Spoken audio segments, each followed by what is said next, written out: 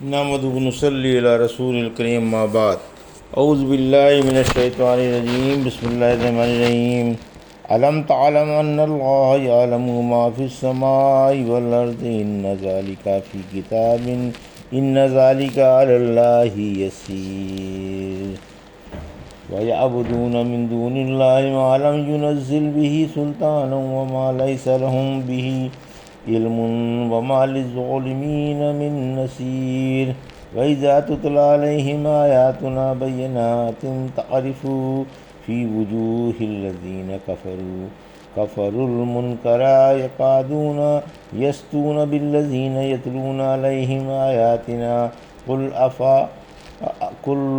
أفا أنبئكم بشر من ذلكم النار وعدها الله الذين كفروا وبئس المصير يا أيها الناس ضرب مثل فاستمعوا له إن الذين تدعون من دون الله لن يخلقوا ذبابا ولو اجتمعوا له إن يسلبهم الذباب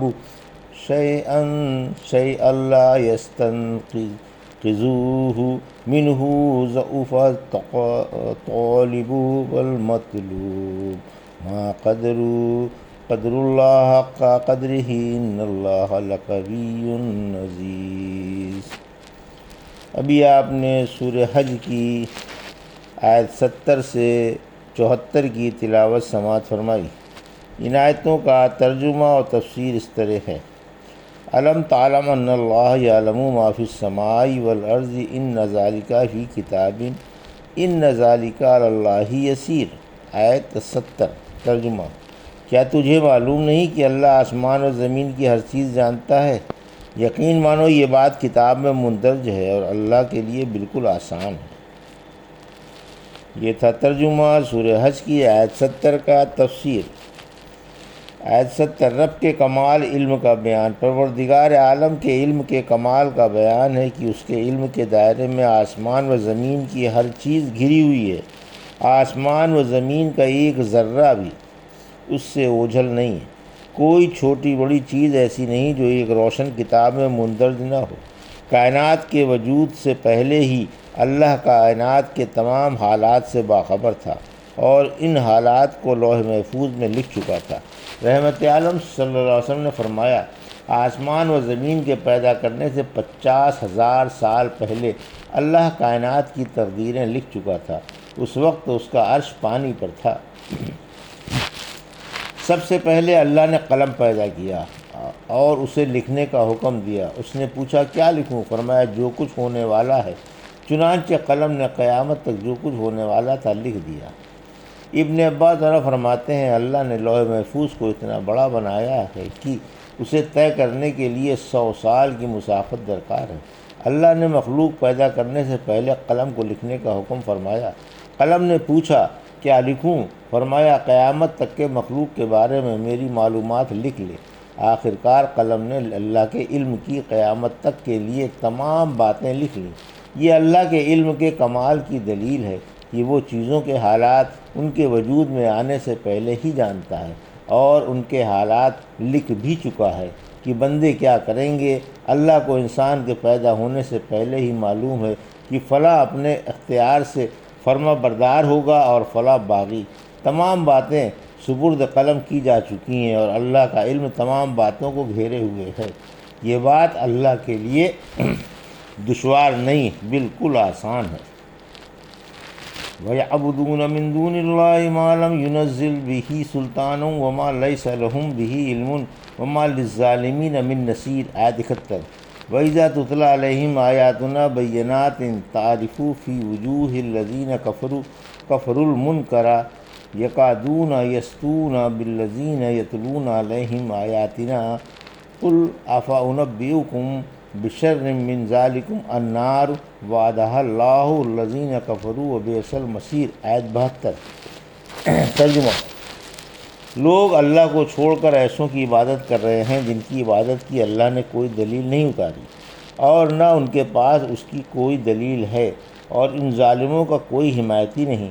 اور جب ان کے آگے ہماری صاف صاف آیتیں پڑھی جاتی ہیں تو تم ان کافروں کے چہروں سے ناراضگی کے آثار نمایاں دیکھ لیتے ہو، جیسے ہماری آیتوں کے پڑھنے والوں پر جھپٹ پڑیں گے۔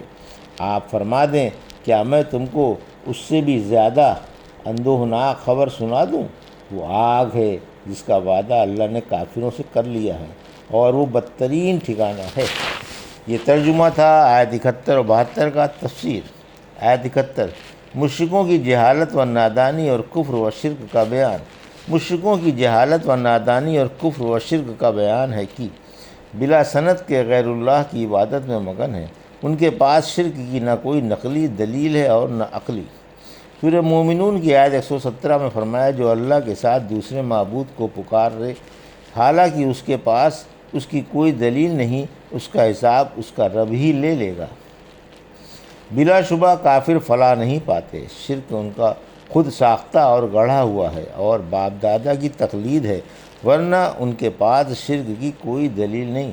شیطان نے انہیں شرکیہ افعال خوبصورت بنا کر دکھا دیے ہیں۔ اسی وجہ سے یہ فرما کر مشرکوں کے کان کھولے گئے کہ تم ظالم ہو، اور ظالموں کا کوئی ساتھ دینے والا اور حمایتی نہیں جو انہیں اللہ کے عذاب سے چھڑا لے۔ آیت 72 مشرک دلائل توحید سن کر طاقت پر اتر آتے ہیں۔ جب مشرکوں کے آگے توحید و رسالت کی دلیلیں بیان کی جاتی ہیں تو یہ ان دلیلوں کے بیان کرنے والوں پر حملہ کرتے ہوئے سے معلوم ہوتے ہیں، جیسے انہیں تکلیف پہنچانے کے لیے زبان و ہاتھ دراز کر دیں گے۔ ان بد اخلاقوں کی زبانوں پر گالیاں ہوتی ہیں اور ہاتھوں سے مارنا چاہتے ہیں۔ اے نبی، آپ فرما دیں کہ میں تم کو اس سے بھی بدتر چیز کی خبر دیتا ہوں جو آگ ہے اور جس کا عذاب کافروں اور مشرکوں کے لیے ہے، یعنی جہنم کا عذاب، اور اس کی سزا نہایت سخت و تکلیف دہ اور خطرناک ہے۔ ہم تمہاری گیدڑ بھپکیوں سے مروب ہونے والے نہیں۔ تم جو مومنوں کو آنکھیں نکال کر دکھا رہے ہو، ان پر نیلے پیلے ہو رہے ہو اور ان کی ایذا کے در پہ ہو، تو آخرت کا عذاب تم پر منڈلا رہا ہے جو تمہاری ان ایذاؤں سے کہیں بڑھ چڑھ کر ہے۔ ذرا عقل و سمجھ سے کام لو اور ان نامعقول حرکتوں سے باز آ جاؤ۔ پھر فرمایا، آگ بدترین منزل ہے، یعنی ڈراؤنا گھر اور خطرناک قرارگاہ ہے۔ سورہ فرقان کی آیت 66 میں فرمایا، جہنم کا مقام اور ٹھہرنے کی جگہ بدترین ہے۔ یا ایھا الناس ضرب مثل فاستمعوا لہ ان الذین تدعون من دون اللہ لن یخلقوا ذبابا ولو اجتمعوا لہ وان یسلبھم الذباب شیئا لا یستنقذوہ منہ ضعف الطالب والمطلوب۔ آیت 73 ما قدر اللہ حق قدرہ ان اللہ لقوی عزیز۔ آیت 74 ترجمہ۔ لوگوں، ایک مثال بیان کی جا رہی ہے، اسے غور سے سنو۔ جن کو اللہ کو چھوڑ کر تم پکار رہے ہو، وہ ناممکن ہے کہ ایک مکھی بھی پیدا کر سکیں، اگرچہ سارے اکٹھا ہو جائیں، اور اگر ان سے مکھی کو چھین کر لے جائے تو اسے چھڑا بھی نہیں سکتے۔ طلب کرنے والا بھی کمزور ہے، طلب کیا جانے والا بھی۔ لوگوں نے اللہ کے مرتبے کے مطابق اس کی قدر نہیں کی۔ یقیناً اللہ طاقتور اور غالب ہے۔ یہ تھا ترجمہ آیت 73-74 کا۔ تفسیر۔ آیت 73 حقارت اصنام اور اصنام پرستوں کی حماقت کا بیان۔ بتوں کی حقارت اور ان کے پجاریوں کی حماقت کا بیان ہے کہ بتوں کی جنہیں جاہل و مشرک پوجتے ہیں، ایک مثال سن لو اور اس میں خوب غور و فکر کرو کہ یہ تمہارے جھوٹے معبود اور دیوتا ایک مکھی پیدا کرنے پر بھی قادر نہیں، گو سب اکٹھے ہو کر پیدا کرنا چاہیں۔ مکھی تو مکھی کا ایک پر بھی نہیں پیدا کر سکتے۔ ایک حدیث قدسی میں ہے کہ ان سے بڑھ کر اور کون ظالم ہوگا جو میری طرح پیدا کرنا چاہے۔ اگر کسی کو حقیقت میں الہی قدرت میسر ہے تو وہ ایک چیونٹی یا ایک مکھی یا ایک دانہ ہی پیدا کر کے دکھا دے۔ یا ایک جو ہی پیدا کر کے دکھا دے؟ مکھی تو کیا پیدا کر سکیں گے؟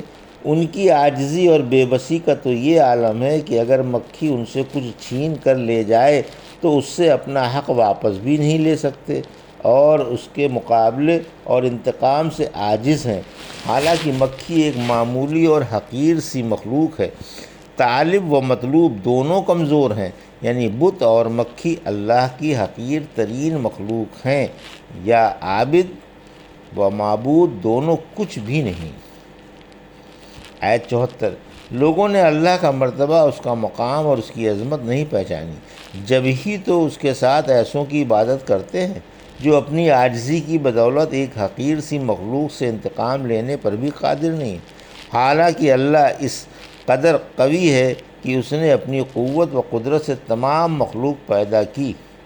سورہ روم کی آیت 27 میں فرمایا، وہی شروع میں پیدا کرتا ہے پھر وہی دوبارہ پیدا کر دے گا، اور وہ اس کے لیے آسان ترین ہے۔ سورہ بروج کی آیت 13 میں فرمایا، وہی شروع میں پیدا کرتا ہے اور وہی دوبارہ پیدا کر دے گا۔ سورہ ذاریات کی آیت 58 میں فرمایا، واقعی اللہ ہی روزی رساں ہے اور وہ زبردست قوت والا ہے۔ پھر فرمایا کہ اللہ سب پر غالب اور سب پر مسلط ہے، اور وہ اپنے غلبہ اقتدار کی وجہ سے نہ تو مزاحمت کیا جا سکتا ہے اور نہ کسی سے ہار سکتا ہے۔ وہی واحد و قہار ہے اور عزیز و جبار ہے۔ یہ تھا سورہ حج کی آیت 70 سے 74 کا ترجمہ اور تفسیر جو بھی آپ نے سماعت فرمائی۔ بارک اللہ لی و لکم فی القرآن الحکیم ونفعنی وایاکم بآیات الذکر الحکیم۔